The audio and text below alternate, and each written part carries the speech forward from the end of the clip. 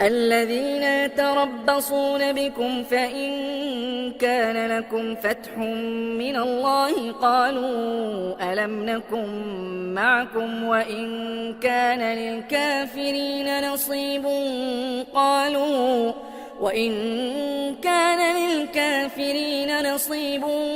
قالوا ألم نستحوذ عليكم ونمنعكم من المؤمنين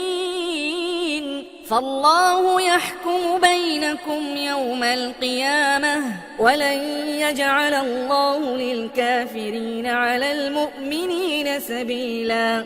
إن المنافقين يخادعون الله وهو خادعهم وإذا قاموا إلى الصلاة قاموا كسالى يراءون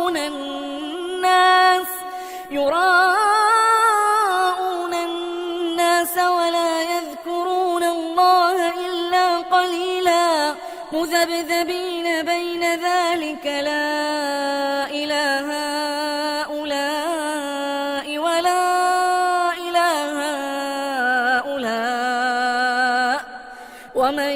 يضلل الله فلن تجد له سبيلا يا أيها الذين آمنوا لا تتخذوا الكافرين أولياء من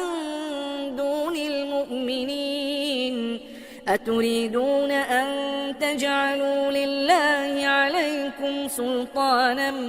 مبينا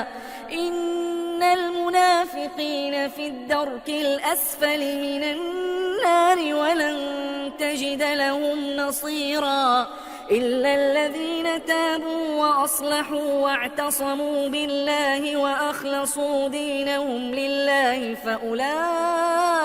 مع المؤمنين وسوف يؤتي الله المؤمنين أجرا عظيما ما يفعل الله بعذابكم إن شكرتم وآمنتم